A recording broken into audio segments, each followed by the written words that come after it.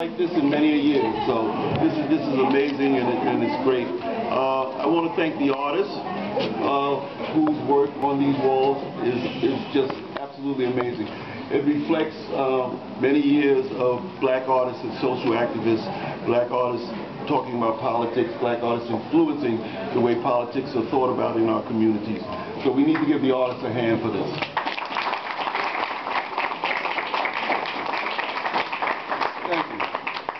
None of this would have been possible without two agents that brought this to the Corridor Gallery. One is the Nathan Cummings Foundation, who gave a larger grant to explore many aspects of black artists as activists. And the other is Brenda Green and the Center for Black Literature, who actually received the grant from Nathan Cummings and brought the project to us. So I want to introduce Brenda Green. She's a wonderful person and a community activist in her own way. I have to ask this, and her son is an activist, the great performer Talib Kweli. So this runs in the family.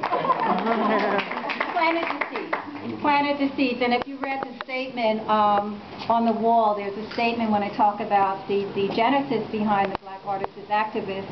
It's the fact that we really have no choice. I was speaking to one of the faculty members in my department, Nina Mercer, and I said to her at the end of the conversation, have peace. She said, we can have peace, but we can't have peace until we have change. And we have a responsibility to be change agents.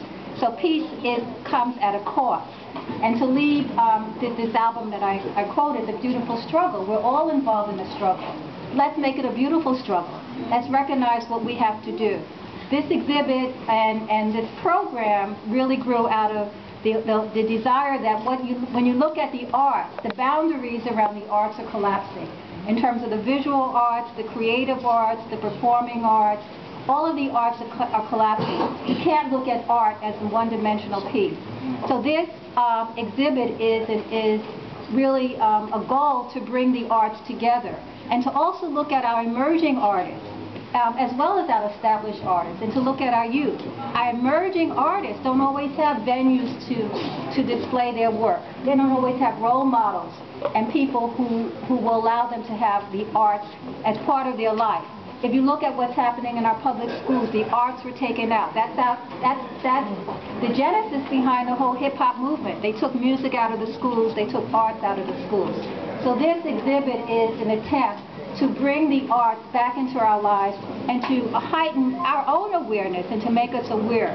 And if you look at the exhibit here, you can see these are some powerful images, and it's wonderful to have, you know, your vision realized. And I really want to thank Danny Simmons and the Corridor Gallery who respected that vision. I want to thank the National Conference of Artists, which has as part of its mission art as an instrument for social change.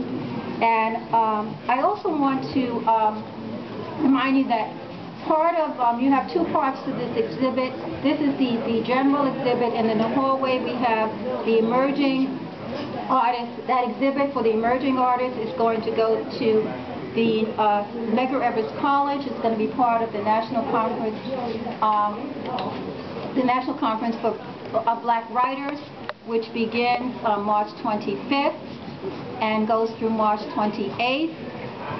We also have a panel discussion on the writer as literary artist.